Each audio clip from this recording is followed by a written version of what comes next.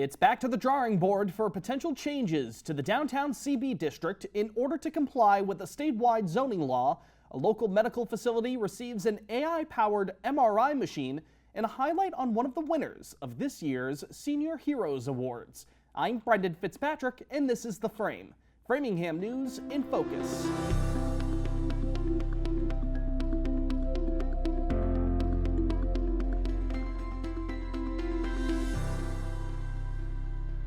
Hello and welcome to The Frame, an initiative of Access Framingham. We begin this week with an update on the city's attempts to gain compliance with the MBTA Communities Act, as the City Council has made a motion to have a new map of the downtown Central Business District developed. Mayor Charlie Sisitsky's proposal to use the CB area for compliance with the statewide zoning law, which mandates that communities with T-service have to offer at least one multifamily by-right housing district within its zoning, was granted with conditional approval by state officials at the start of the new year. Potential changes to the area discussed to gain full compliance in recent months have included reductions to the district's boundaries and lowered height restrictions for buildings. However, prior to the City Council's meeting this past Tuesday, June 3rd, City Solicitor Catherine Fallon Manapelli informed local legislators that, legally speaking, Framingham could be out of compliance with the zoning law if they were to submit a reduced CB district as their plan to meet its requirements, as opposed to the full district as is. That revelation led to extensive discussion among the body, as District 1 City Councilor Christine Long, a proponent of CB district reductions throughout the process, lamented the lack of communication between municipal leaders. Meanwhile, at-large City Council member Janet Liam-Bruno had expected her colleagues to be closer to a consensus by this point. I think that the shrinking the district is, a good idea. And my concern, though, is hearing that, we may be out of compliance. And I'm also concerned if enough councils are going to be concerned about this, if we vote on this tonight and it doesn't pass, what's going to happen to this? A no vote on the proposed changes, for the record, would have meant that this zoning matter would not be able to be resolved for 2 years. Eventually, the City Council voted to withdraw the latest CB district changes before referring the topic back to the group's Planning and Zoning Subcommittee. Framingham's Director of Planning and Community Development, Sarkis Sarkeesian, told the City Council that he expects his team to create a new plan within a month, though the deadline for the city to submit that plan is July 14th. The Planning and Zoning Subcommittee will pick up this topic on June 16th. That same night, the City Council had their first of 2 readings regarding the budget for the 2026 fiscal year.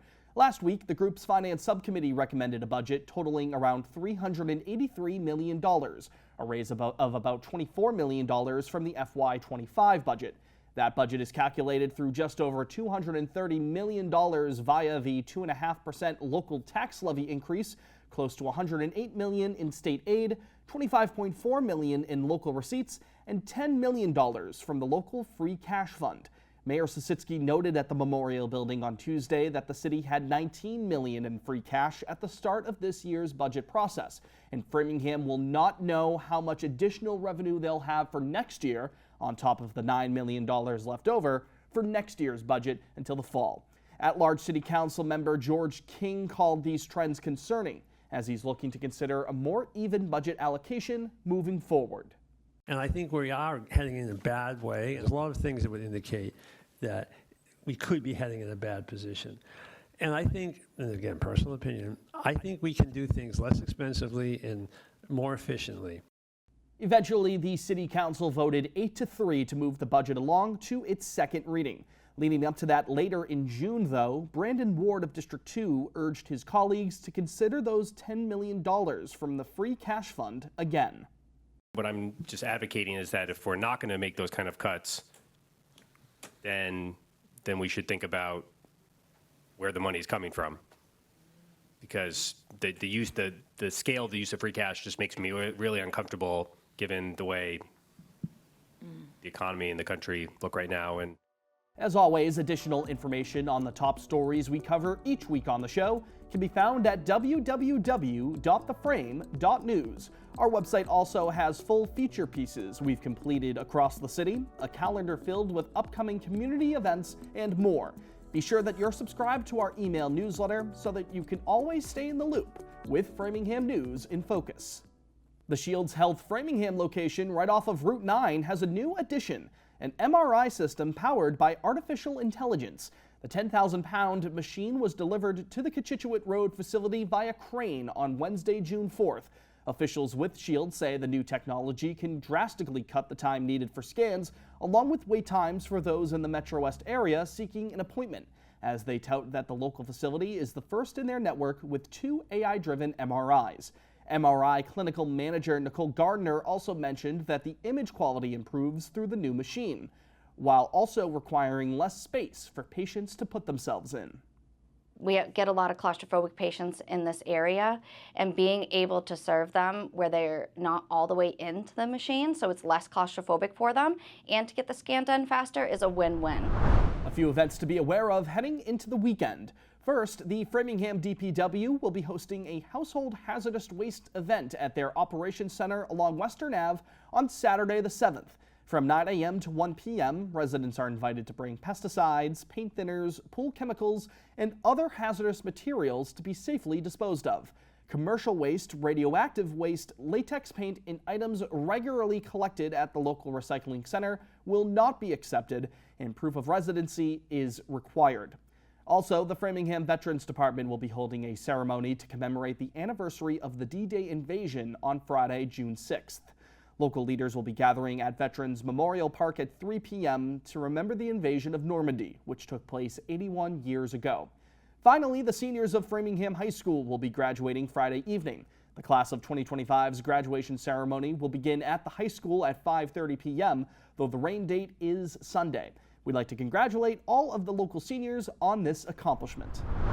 And finally, a preview of this week's Frame by Frame segment. Recently, 4 local residents were presented with this year's Framingham Senior Heroes Awards.